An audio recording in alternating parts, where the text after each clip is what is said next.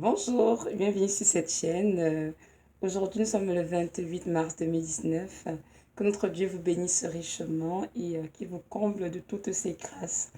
Aujourd'hui, je vais m'adresser à toutes mes sœurs qui sont chrétiennes, des femmes, des filles d'Abraham qui veulent servir le Seigneur, mais qui se trouvent à être confuses à cause des faux enseignements, comme quoi la femme n'a pas le droit de prêcher, n'a pas le droit d'enseigner. Moi aussi, je suis une femme, évidemment, chrétienne. Et j'ai vu le Seigneur, ça fait bientôt 19 ans, si je ne me trompe pas.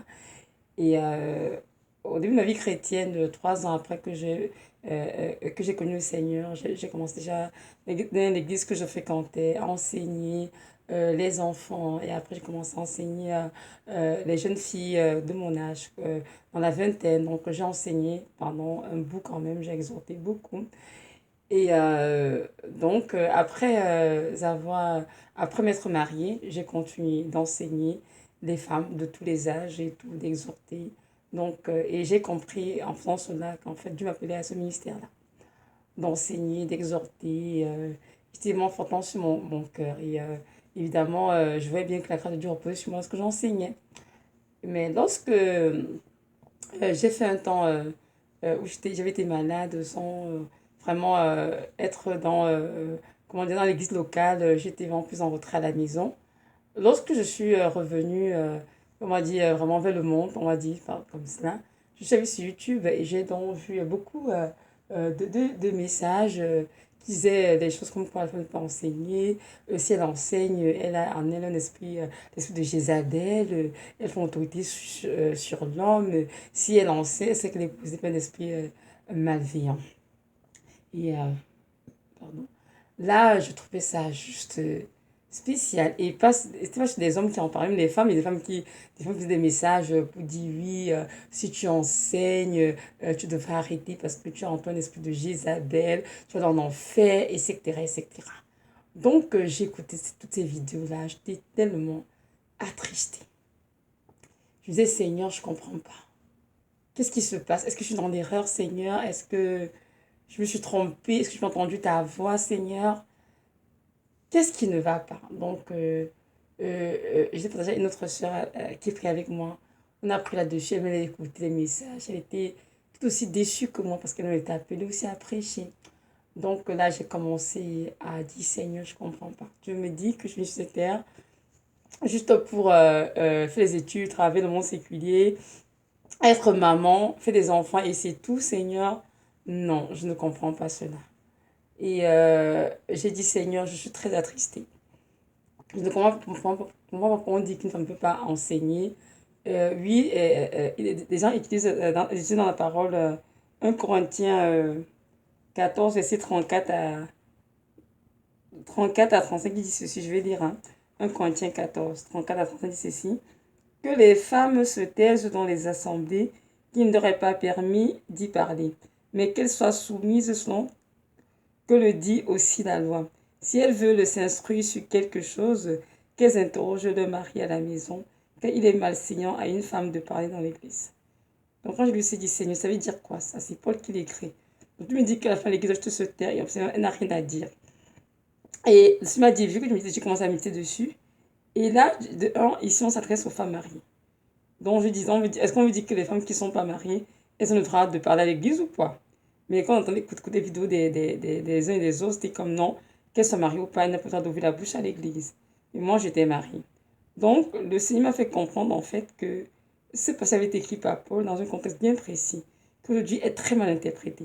Paul s'adressait aux femmes mariées qui dans l'église se permettaient de parler n'importe comment, sans respect, sans maîtrise de soi, devant les gens n'importe comment. C'est ça qu'il leur a dit de se taire et si elle veut s'instruire, de poser des questions à la maison sur les sujets dont il est question à leur mari. Donc, tu vas pour dire que la femme, en tant que individu à part entière, n'a pas le droit d'ouvrir la bouche dans l'église. Non, c'est absolument faux parce que Seigneur, si c'est ça, Seigneur, je trouve que c'est très injuste parce que nous aussi, nous sommes tes filles, Seigneur, nous avons le droit de parler aussi en nous le Saint-Esprit. Et j'ai dit, Seigneur, en moi, je suis Saint-Esprit, Seigneur. Donc, j'ai aussi des dons que tu m'as donnés.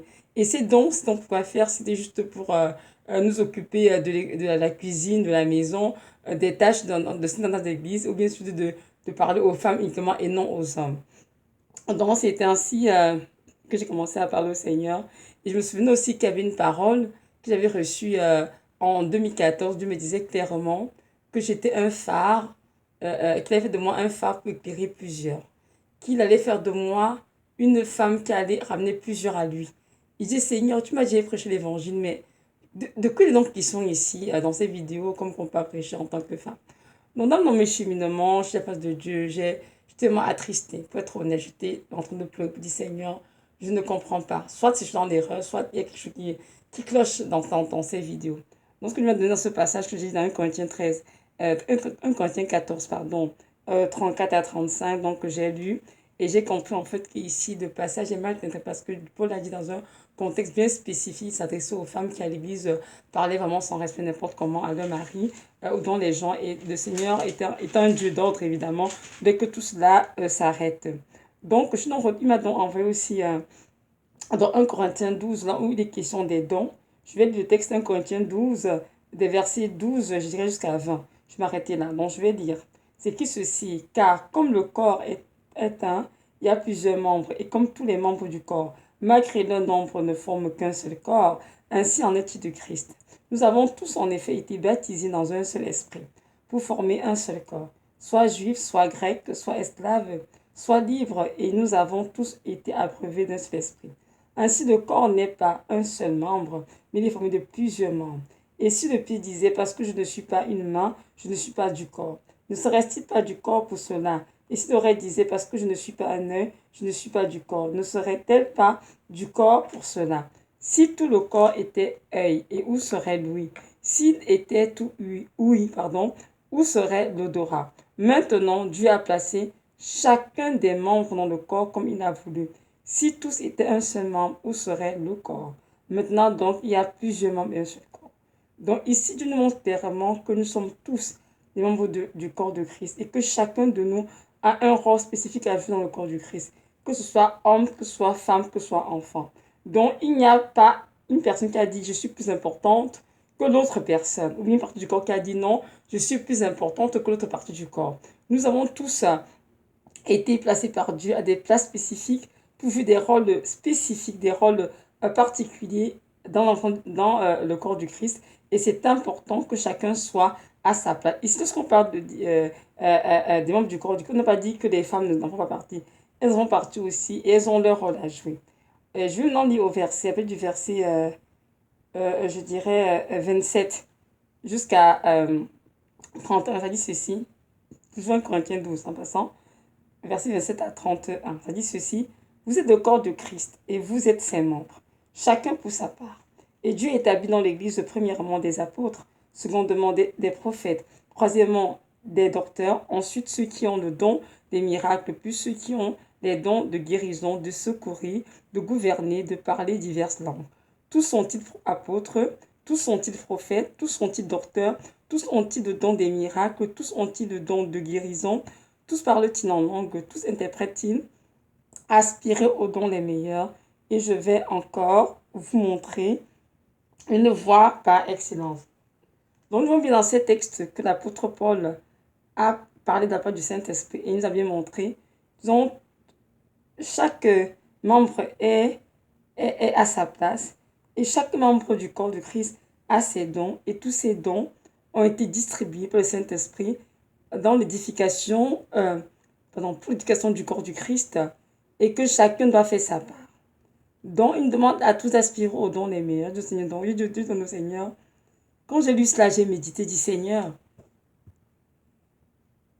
si on nous dit que la femme ne peut pas enseigner, elle ne peut pas prêcher, à quoi donc nous servons les dons? Donc, veux-tu nous dire que le Saint-Esprit qui est en nous ne peut donner à aucune femme le don d'enseigner, le don de gouverner, ou le don de prêcher, Seigneur?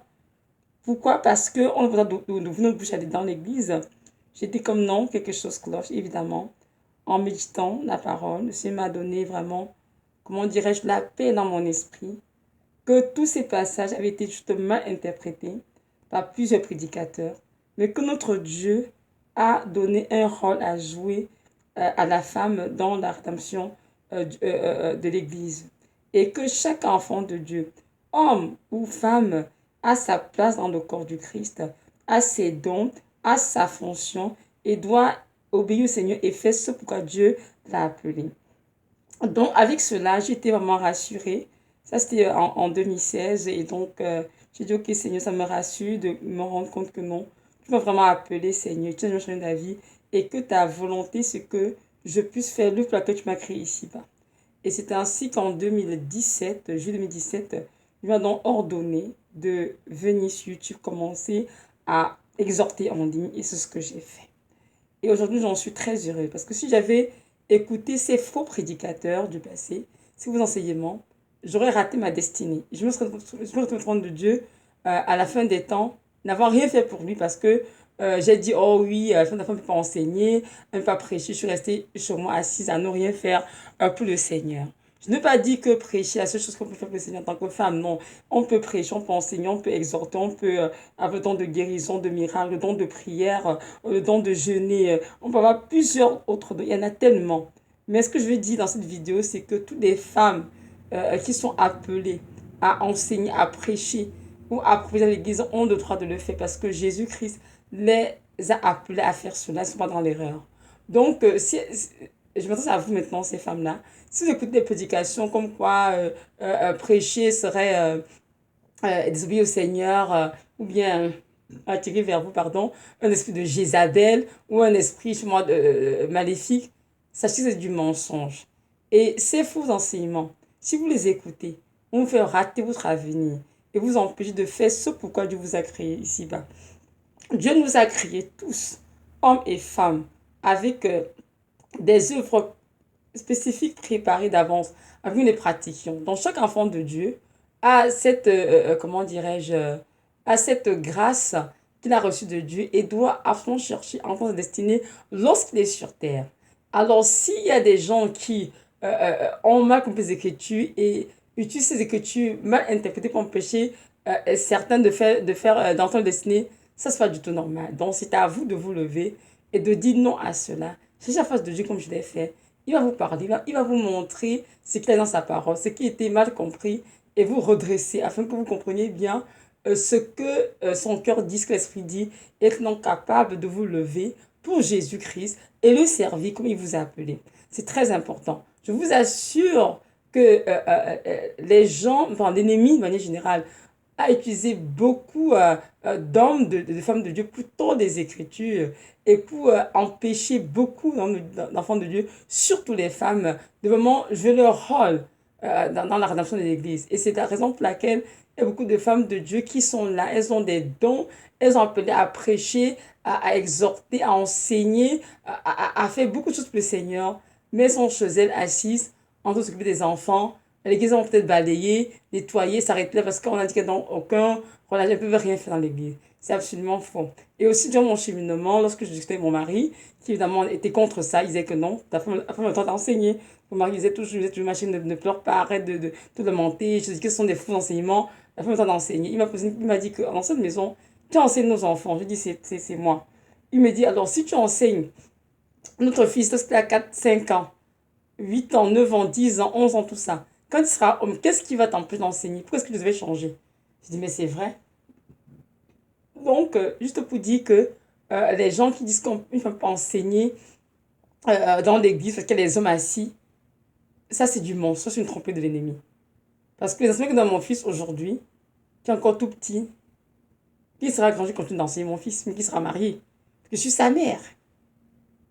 Et ces enseignements sont valables et sont véridiques, peu importe le temps et les circonstances. Donc, le dire qu'ils ne peuvent pas être à l'église en train d'enseigner parce que les hommes sont assis, ça, ce n'est pas du tout du Seigneur. Et j'ai même vu dans certaines églises qu'il y a des femmes qui ne peuvent pas enseigner à l'école du dimanche. Parce que les hommes, si l'enfant a 5 ans, c'est un garçon ou 10 ans, il ne veut enseigner pas une femme. Ça, c'est absolument ridicule.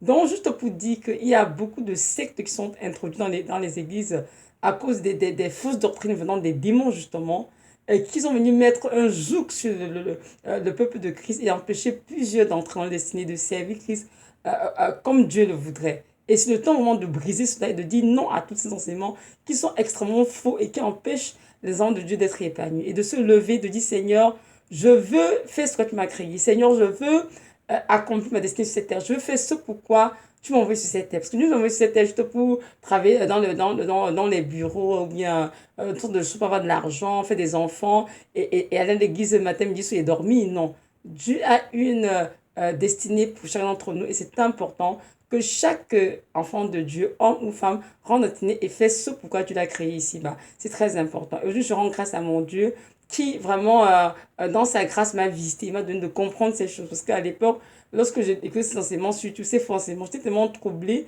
je pensais mon temps à pleurer, j'étais tellement attristé, Seigneur, je n'en reviens pas, que tu me dis que je me suis trompée, parce que j'avais enseigné dans le passé, évidemment. Donc, ces enseignements pour moi étaient vraiment nouveaux et puis quasiment effrayants. Mais c'est quoi ça de me dire que si j'enseigne, je savais dans moi. Voyez-vous, donc j'ai compris par là, parfois on peut être induit dans l'erreur, mais c'est important de ne pas être ignorant. C'est que dans la parole, que mon peuple périt faute de connaissances. Et c'est vrai qu'il y a beaucoup, beaucoup de femmes ou de sœurs que je vois vraiment qui sont appelées, qui ont des dons, mais qui sont résignées à rester le mari, à ne rien faire, parce qu'on dit que la femme n'a quasiment pas de place dans le corps du Christ, mais ce n'est pas vrai. Comme je disais tout à l'heure, je n'ai pas dit que tout sont appelés à prêcher ou à enseigner forcément, mais ce que je veux dire, c'est que chacune est dans le Seigneur, dans sa face, chercher ce que Dieu l'a créé et exercer le ministère pour lequel Dieu l'a appelé et vraiment le faire avec beaucoup d'amour, de dévouement et de joie. Sachant que c'est à la fin des temps, c'est Dieu qui a jugé et non nous. Donc Dieu a jugé chacun pour sa part et chacun aura sa rétribution. C'est temps de comprendre cela. Vous savez, à la fin des temps, quand Dieu va t'appeler, toi, femme qui écoute en ce moment, il va te dire, qu'est-ce que j'ai fait avec les dons que j'ai mis en toi? Tu vois, vous avez dit au Seigneur, oh, mais non, Seigneur, tu sais, mon mari avait dit, je passe en l'église, et puis dans telle église, dans telle domination, on ne peut pas enseigner en tant que femme, on ne peut pas faire ceci en tant que femme, on ne peut pas faire... Non, ça, euh, euh, euh, c'est vraiment, je dirais, du n'importe quoi. Donc, c'est à toi, femme, de prendre conscience que là où tu te trouves en ce moment, la domination où bien l'église se trouve, qui t'est en train t'enseigner n'est pas ton Dieu, en passant. C'est juste qui t'a sauvé, qu'il s'en sent pour toi et tu dois te lever pour lui et faire ce qu'il te demande. N'oublie pas que Jésus est ton premier époux. Donc, tu dois d'abord chercher à lui obéir premièrement avant tout ce qui vient après. Que ce soit ton propre mari, que ce soit les leaders de l'église ou les anciens, que ce soit la domination ou les fédérations, peu importe. Ce qui est sûr, c'est que tu dois faire tout ce qui est à ton pouvoir avec la grâce de Dieu dans la prière pour pouvoir entendre ton appel et faire ce que Dieu t'a créé. Sinon, devant le trône de Dieu, pardon, tu seras devant son trône et tu n'auras rien fait pour lui. Trop pas passer à la moisson d'âme parce que tu as cru à de faux enseignements. Donc voilà, c'est ça, c'était vraiment ça la vidéo. Comme vous avez dit, je suis passée par là et je suis aujourd'hui très bénie de ce que mon Dieu m'a délivré. Il m'a éclairé pour montrer que non, c'était de faux enseignements et que je ne devais pas croire cela, mais plutôt croire ce qu'il m'a dit, qu'il m'a appelé, exhorté, enseigné, a fait plein d'autres choses pour lui. Et aujourd'hui, je suis très très heureuse de pouvoir le faire. C'est sûr que c'est toujours évident, mais à chaque jour, je m'accorde la grâce de faire ce que je suis capable de faire. Donc voilà. Donc aujourd'hui, toi qui m'écoutes, femme, fille d'Abraham, lève-toi, sers ton Dieu et mets de côté tous ces faux enseignements qui t'ont été donnés pour t'empêcher de servir ton Dieu. Je voudrais que tu prennes la peine de prier, chercher à ton Dieu et de le laisser vraiment nettoyer tes pensées, ôter ces sentiments de ton cœur et te remplir vraiment des enseignements qui sont exacts, qui sont vrais, de la saine doctrine, afin que tu puisses vraiment te lever et servir ton Seigneur. Je vais prendre dans la Bible quelques exemples. Déborah était juge aussi, n'oublions pas.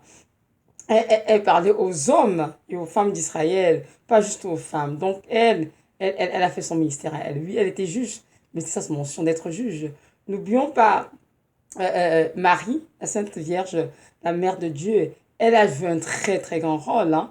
Non seulement avoir été la mère du Messie, même après la résurrection du Seigneur et sa montée au ciel, Marie a joué un très grand rôle dans l'Église primitive, hein, des premiers disciples de Christ.